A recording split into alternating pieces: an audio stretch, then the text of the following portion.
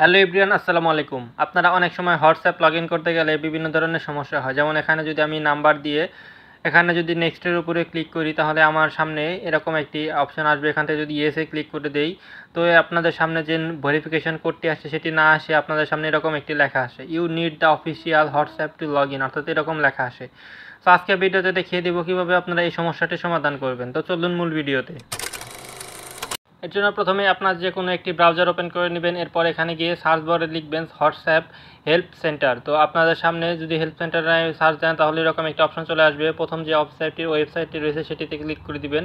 তাহলে আপনাদের সামনে হোয়াটসঅ্যাপের যে হেল্প সেন্টার ওয়েবসাইটটি রয়েছে সেটির হোম পেজ চলে আসবে। এখান থেকে আপনারা স্ক্রল ডাউন করে নিচের দিকে চলে আসবেন। তো নিচের দিকে চলে আসলে আপনাদের সামনে এরকম একটি লেখা চলে আসবে। তো আপনারা এখান থেকে খুঁজে বের করবেন কন্ট্রাক্ট আজ। সো এখানে দেখুন একদম নিচের দিকে ফেসবুক এবং টুইটারের উপরের দিকে রয়েছে কন্ট্যাক্ট আজ। তো আপনারা এই কন্ট্যাক্ট আজ লেখার উপরে একটি ক্লিক করে দিবেন। তাহলে হেল্প সেন্টারে কন্ট্যাক্ট আজের যে অপশন রয়েছে সেটি ওপেন হয়ে যাবে।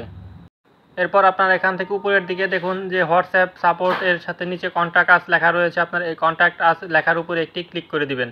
তাহলে আপনাদের সামনে এরকম একটি পেজ চলে আসবে, অর্থাৎ এখানে কিছু ফর্ম ফিল আপ করতে হবে। এখানে দেখুন ফোন নাম্বার রয়েছে, এরপর ইমেল অ্যাড্রেস, এরপর হচ্ছে contact email address, confirm email address লেখা রয়েছে। সো কন্ট্যাক্ট নাম্বারে দেখুন US1 লেখা রয়েছে। আপনারা এইখানে আপনাদের যে কান্ট্রি রয়েছে, আমি বাংলাদেশ, যেহেতু বাংলাদেশ থেকে বাংলাদেশ সিলেক্ট করে দিচ্ছি, আপনাদের যে কান্ট্রি সেই কান্ট্রি সিলেক্ট করে দেবেন। এরপর আপনারা আপনাদের যে কাঙ্ক্ষিত ফোন নাম্বারটি রয়েছে সেই ফোন নাম্বারটি সিলেক্ট করে দিবেন, যেটি দিয়ে হোয়াটসঅ্যাপ লগ ইন হচ্ছে না। এরপর আপনারা একটি ইমেল অ্যাড্রেস দিয়ে দিবেন। আপনাদের ফোনে যে ইমেল অ্যাড্রেসটি রয়েছে সেই ইমেল অ্যাড্রেসটি এখানে দিয়ে দিবেন।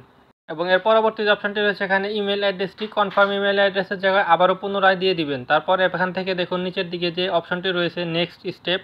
তো আপনারা এই নেক্সট স্টেপের উপর স্ক্রল ডাউন করে নিচের দিকে চলে আসবেন। তাহলে এখানে দেখবেন লেখা রয়েছে how do you use WhatsApp, অর্থাৎ আপনি কোথায় কীভাবে হোয়াটসঅ্যাপ ব্যবহার করছেন। অ্যান্ড্রয়েডে ইউজ করছেন, নাকি আইফোন ইউজ করছেন, নাকি ডেস্কটপে ইউজ করছেন, বা অন্য কোনো মাধ্যমে ইউজ করছেন। যেহেতু আমি অ্যান্ড্রয়েডে ইউজ করছি, তাই এখানে অ্যান্ড্রয়েড সিলেক্ট করে দিচ্ছি। এরপর আপনারা দেখুন একটি অপশন চলে এসেছে please inter your message below, অর্থাৎ আপনার ফেসবুক হোয়াটসঅ্যাপ সম্পর্কে যে সমস্যাটি হয়েছে সেটির বিবরণ এখানে দিয়ে দিতে হবে। তো আমি এখানে বিবরণটি লিখে দিয়েছি এবং আমার যে ডিভাইসের যে মডেল রয়েছে এবং ডিভাইসের যে নেম সেগুলো এখান থেকে সিলেক্ট করে দিতে হবে। অর্থাৎ আমার যে ডিভাইস রয়েছে অর্থাৎ আপনারাও এভাবে একটি প্রম্পট লিখে দিবেন এবং এখানে যে ডিভাইস নেম এবং ডিভাইসের যে অ্যান্ড্রয়েড ভার্সন সেগুলো আপনারা এখান থেকে চেঞ্জ করে নেবেন। সো আপনারা যদি ডিভাইসের ভার্সন এবং যে অ্যান্ড্রয়েড ভার্সন যদি দেখতে না পারেন সে বিষয়ে, তার জন্য আপনাদেরকে প্রথমে আপনাদের ফোনের যে সেটিংস আছে সেখান থেকে মোর সেটিংস অথবা অ্যাবাউট ফোন অপশনটি খুঁজে বের করবেন। এরপর এখান থেকে দেখুন মডেল নাম্বার লেখা রয়েছে vivo Y11 এবং এখান থেকে দেখুন অ্যান্ড্রয়েড ভার্সন হচ্ছে 9। তো আপনারা এই অপশন দুটি দেখে নেবেন। এরপর আপনারা সেই আগের পেজে চলে আসবেন। এখানে যে ডিভাইসের নেম রয়েছিল, ডিভাইসের মডেল ছিল, তো এখানে আমি vivo Y11 লিখে দিচ্ছি এবং ডিভাইসের যে অ্যান্ড্রয়েড ভার্সন, অর্থাৎ এখানে দেখুন অ্যান্ড্রয়েড বা iOS ভার্সন রয়েছে। সো আমি যেহেতু অ্যান্ড্রয়েড ভার্সন ইউজ করি তাহলে iOS এখান থেকে কেটে দিব। তো এখানে অ্যান্ড্রয়েড ভার্সন যে রয়েছে আপনারা এই অ্যান্ড্রয়েড ভার্সন 9 এখানে সিলেক্ট করে দিচ্ছি। আপনারা আপনাদের যে অ্যান্ড্রয়েড ভার্সন থাকবে সেটি সিলেক্ট করে দিবেন। এরপর স্ক্রল ডাউন করে আপনারা নিচের দিকে চলে আসবেন। এখানে দেখুন লেখা রয়েছে নেক্সট স্টেপ। তো আপনারা এই নেক্সট স্টেপ যে লেখাটি রয়েছে এই লেখাটির উপর একটি ক্লিক করে দিবেন। তাহলে যে আপনাদের ফর্মটি ছিল সেই ফর্মটি হোয়াটসঅ্যাপ হেল্প সেন্টারে চলে যাবে, অর্থাৎ সাবমিট হয়ে যাবে। অর্থাৎ এখান থেকে 24 ঘন্টা আপনার যে ফর্মটি যে আপনি ক্রিয়েট করলেন এটি রিভিউ করার পরে আপনাকে 24 ঘন্টার ভিতরে সমস্যাটি সমাধান করে দিবে। অনেক ক্ষেত্রে দেখা যায় সমস্যাটি সমাধান হয় না, তবে বেশিরভাগ ক্ষেত্রেই এই সমস্যাটি সমাধান হয়। যদি যাদের সমস্যাটি সমাধান না হবে তারা অবশ্যই আমাকে কমেন্ট বক্সে জানিয়ে দিবেন।